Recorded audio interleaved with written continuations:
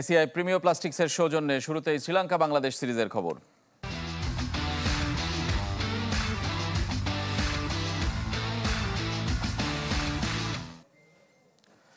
কাল শুরু টি-20 মিশন। ওয়ানডের দুঃস্মৃতি ভুলতে চাইবে টিম বাংলাদেশ, তবে টি-20তেও লঙ্কানদের চেয়ে পিছিয়ে থেকে নামার সরল স্বীকারোক্তি অধিনায়ক লিটন দাসের। নিজের অফ ফর্ম থেকে মুক্তির জন্য চেষ্টা করে যাচ্ছেন বলেও জানিয়েছেন। ক্যান্ডির পাল্লেকেলে স্টেডিয়ামে ম্যাচ শুরু সন্ধ্যা 7:30টায়। ওয়ানডে সিরিজ হারের 48 ঘন্টা না পেরোতেই টি-20 মিশন শুরু। এক সেশন অনুশীলন করার সুযোগ মিলেছে পুরো দলের। গেল বছর ওয়েস্ট ইন্ডিজকে হোয়াইট ওয়াশ করলেও এই বছরটা বাংলাদেশের জন্য দুঃসহ। কোনো ফরম্যাটে সিরিজ জিততে পারেনি। টি-20 সিরিজ হেরেছে আরব আমিরাতের সাথে, হোয়াইট ওয়াশ হয়েছে পাকিস্তানের কাছে। ঘরের মাঠে সবশেষ শ্রীলঙ্কার কাছেও সিরিজ হেরেছে টাইগাররা। হেড টু হেডে প্রায় দ্বিগুণ এগিয়ে স্বাগতিকরা। 17 ম্যাচে বাংলাদেশের হার 11টিতে। তবে লঙ্কান দুর্গে অবশ্য 5 ম্যাচে 3 জয়, যার 2টি আবার নিদাহাস ট্রফিতে, যেখান থেকে শুরু দুদেশের ক্রিকেট বৈরিতার। পাল্লেকেলেতে হয়েছিল একটাই ম্যাচ। এক যুগ আগের সে লড়াইয়েও আছে পরাজয়ের গ্লানি। ইজি হবে না, বিকজ তারা তাদের হোম কন্ডিশনের বেটার সাইড। আমার কাছে মনে হয় আমরা চেষ্টা করবো আমাদের 100% ক্রিকেটটা খেলার, বাদ বাকিটা দেখা যাক। ওয়ানডে একাদশে জায়গা না পাওয়া লিটন ফিরছেন অধিনায়কের দায়িত্বে। বিপরীতে ওয়ানডে অধিনায়ক মেহেদী মিরাজের সুযোগ কম। দুস্পিনার লেগি রিশাদ আর বাহাতি নাসুম আহমেদে ভরসা রাখার সম্ভাবনা বেশি। তানজিম সাকিব, তাসকিন আহমেদের সাথে উইকেট বিবেচনায় খেলতে পারেন আরও এক পেসার। বাংলাদেশ অনেকদিন ধরেই একটা অলরাউন্ডার মিস করতেছিল, যদিও বা আমরা চেষ্টা করতেছি সাকিব রেশের জায়গায় অলরাউন্ডার হিসেবে প্রুভ করা, এবং he batted really well couple of games. So আমার মনে হয় সাইফুদ্দিনও ওই টাইপের প্লেয়ার।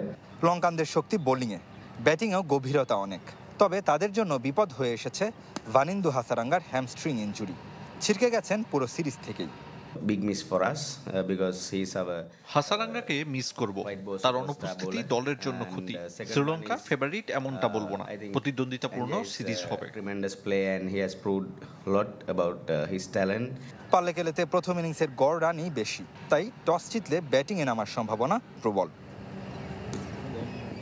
রেদওয়ান শেব, চ্যানেল 24, ক্যান্ডি, শ্রীলঙ্কা।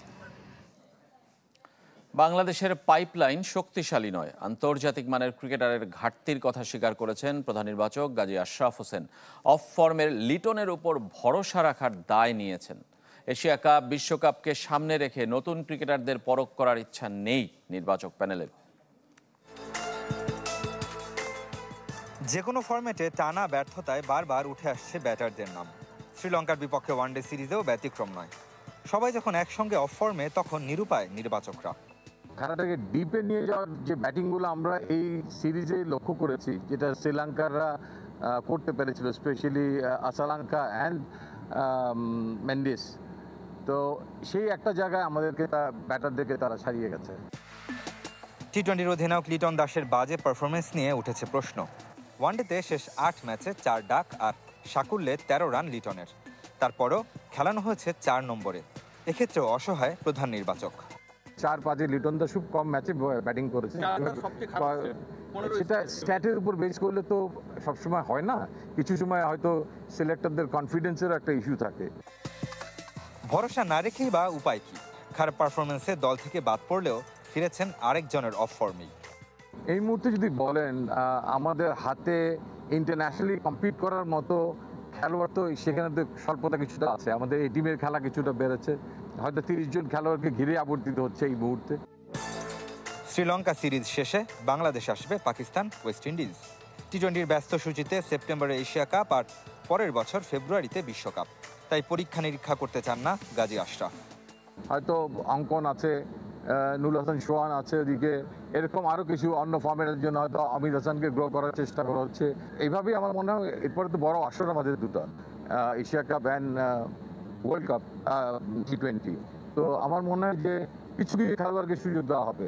যে বিচ্যুতিগুলো আছে, মিরাজ খেললে মোসাদ্দেকের সুযোগ নেই, স্কোয়াড ঘোষণায় এমন বক্তব্যের জন্য দুঃখ প্রকাশ করেছেন প্রধান নির্বাচক। আমরাও ঠিক একইভাবে। রেদওয়ান শেব, চ্যানেল 24, ক্যান্ডি, শ্রীলঙ্কা।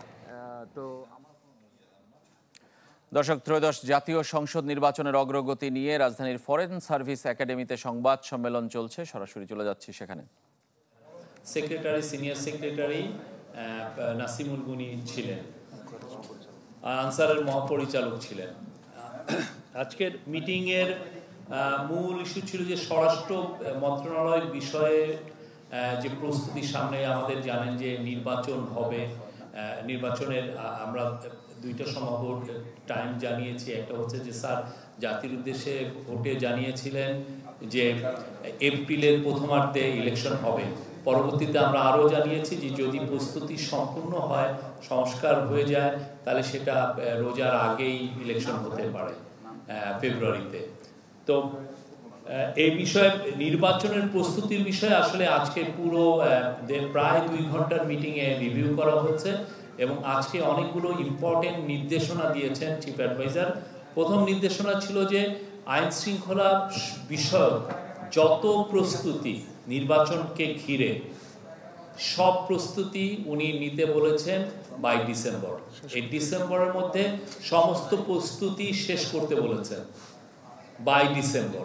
মানে এই প্রস্তুতিগুলোর মধ্যে অনেকগুলো বিষয় আছে, যেমন আইন শৃঙ্খলা বাহিনীতে 17,000 নতুন member of security forces like police, BGB, coast guard নেওয়া হচ্ছে এই নির্বাচনকে সামনে রেখে। তাদের রিক্রুটমেন্ট এবং তাদের ট্রেনিংটা খুব ইম্পর্টেন্ট, যাতে এই সময়ের মধ্যে শেষ হয় সেই বিষয়ে উনি নির্দেশ দিয়েছেন। নির্বাচনকে সামনে রেখে আপনি জানেন অনেক পায়তারা হয় যে এটাকে আইন শৃঙ্খলা পরিস্থিতি যাতে ডিটোরিয়েট করে, সেই বিষয়ে অনেক পায়তারা থাকে। তো উনি আজকে নির্দেশ দিয়েছেন যে আইন শৃঙ্খলা বাহিনী যাতে কঠোরভাবে আইন প্রয়োগ করে এই আগামী মাসগুলোতে নির্বাচনকে সামনে রেখে।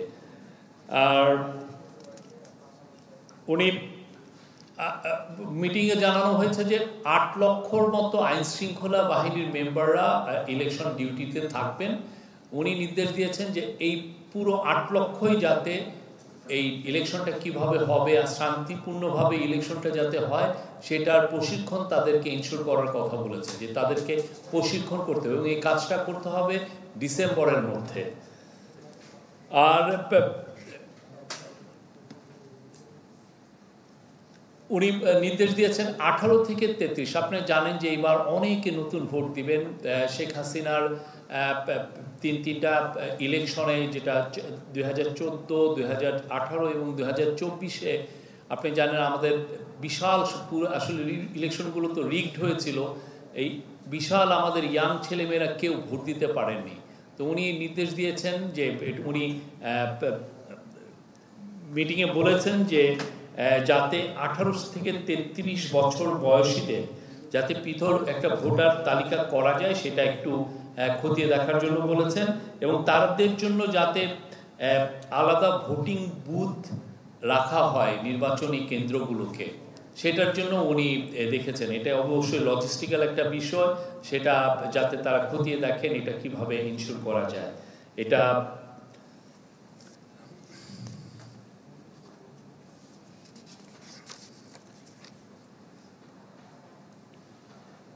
নির্বাচনকালীন সময়ে আইন শৃঙ্খলা বাহিনী কিভাবে ডিপ্লয়েড হবে, এটা একটা ইস্যু।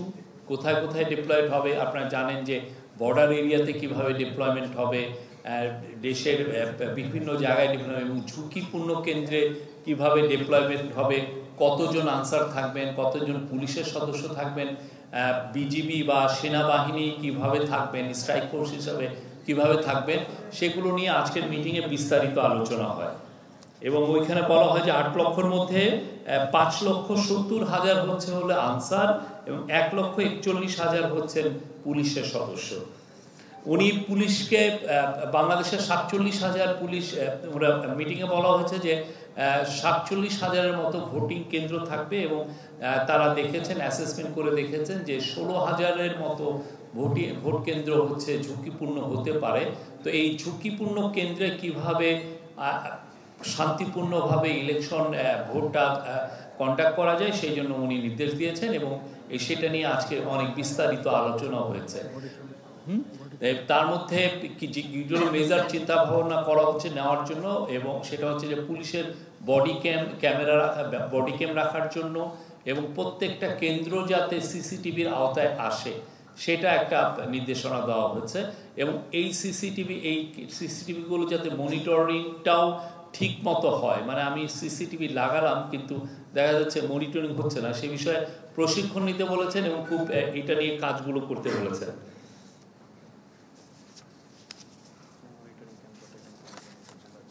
জুডিশিয়াল, আপনি জানেন যে বাংলাদেশ এক্সিকিউটিভ ম্যাজিস্ট্রেটরা ইলেকশনের সময় ডিপ্লয়েড হয় এবং জুডিশিয়াল ম্যাজিস্ট্রেটও ডিপ্লয় হয়। তো একটা মিটিং অবজার্ভ করা হয়েছে যে জুডিশিয়াল ম্যাজিস্ট্রেটদের অনেক সময় এই ভোট বিষয়ে তাদের প্রশিক্ষণের অভাব থাকে। তো তাদের কিভাবে ভালোভাবে প্রশিক্ষণ দিয়ে ভোটের জন্য তাদেরকে প্রস্তুত করা যায় সে বিষয়ে আজকে নির্দেশনা এসেছে। আর আগে আপনারা জানতেন যে ইলেকশনের সময় 4 দিন একটা পুলিশ বা সিকিউরিটি ফোর্সের একটা ডেপ্লয়মেন্ট হতো। এবার বলা হচ্ছে যে এটাকে কিভাবে 7 দিনের মধ্যে ডেপ্লয়মেন্টটা করা এবং যাতে করে নির্বিঘ্নে এবং ভোটের আগের কোনো ধরনের ভায়োলেন্সকে যেন এটা প্রতিহত করা যায় এবং ভোটের পরেও যেন আইন শৃঙ্খলা পরিস্থিতি যাতে ডিটোরিয়েট না হয় সেটা লক্ষ্য রাখার জন্য কিভাবে 7 দিনের ডেপ্লয়মেন্টে কিভাবে হয় এটা নিয়েও আজকে যথেষ্ট আলোচনা হয়েছে। আর নির্বাচনের আগে ডিসি, এসপি, ওসি, টিওনো এগুলোকে রিশাফল করার কথা বলা হয়েছে এবং রিশাফলটা কিভাবে করা হবে এটা একটা র্যান্ডম ওয়েতে করবে। আর আমি আরো অনেকগুলো বিষয় আছে, আমি আমার ডিপিএস আবুল কালাম আজাদ ওনাকে বলবো এই যে রিশাফল থেকে শুরু করে আরো কিছু কিছু নির্দেশনা ছিল ওগুলো নিয়ে বলবেন। জি ধন্যবাদ। মোটামুটি গুরুত্বপূর্ণ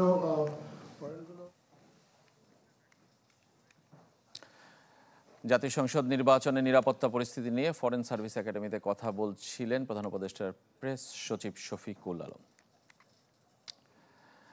এ পর্যায়ে স্পোর্টস 24 একটা বিরতি নিচ্ছি, আমাদের সঙ্গেই থাকবেন, ফিরছি একটু পরেই।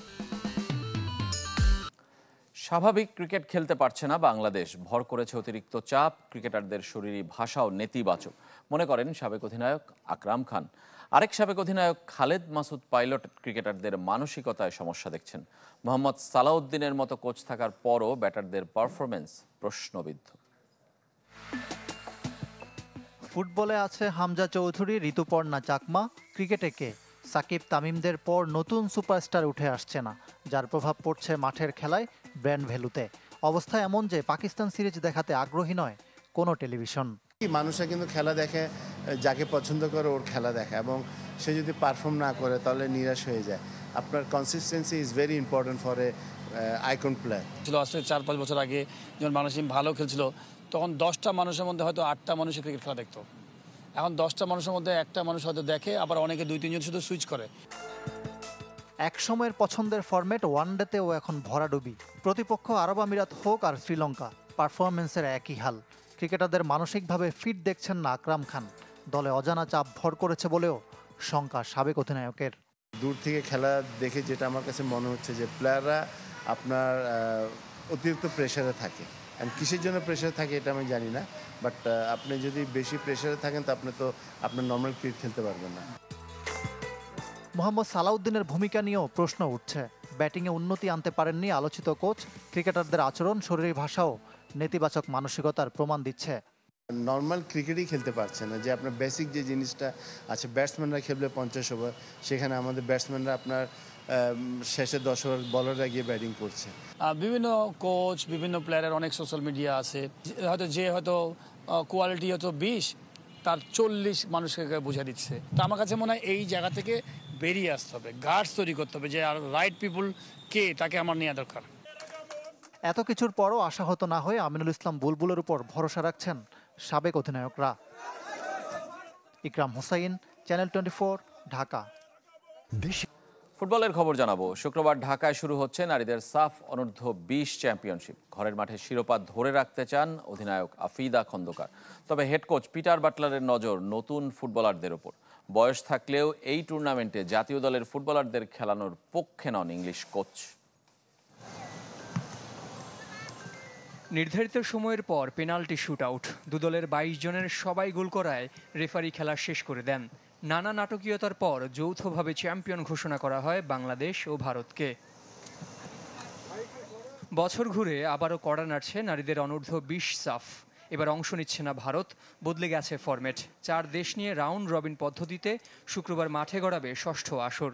রেকর্ড 5ম শিরোপায় চোখ লাল সবুজের।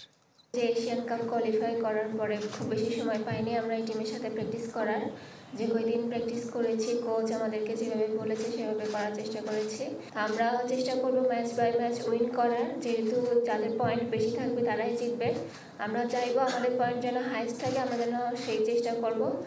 এই দলেরও কোচের দায়িত্বে থাকছেন পিটার বাটলার। নতুন মিশনে পাচ্ছেন জাতীয় দলের 8 ফুটবলারকে। বয়সের হিসাবে বাধা না থাকলেও যার পক্ষে নন ইংলিশ কোচ।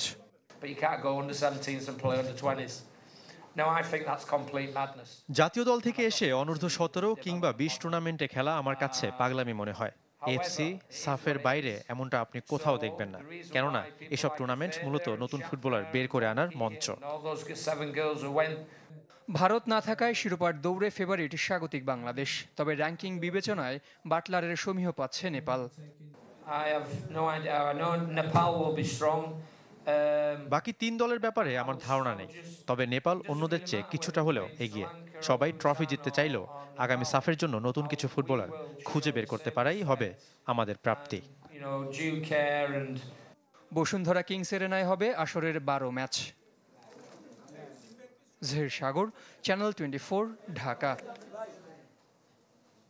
এই ছিল কুল স্পোর্টস 24 এর এখনকার আয়োজনে। খেলা সব আপডেট আর রিপোর্টগুলো দেখতে ভিজিট করুন আমাদের ওয়েবসাইট এবং ফেসবুক পেজ facebook.com/sports24team। ধন্যবাদ সবাইকে সঙ্গে থাকার জন্য।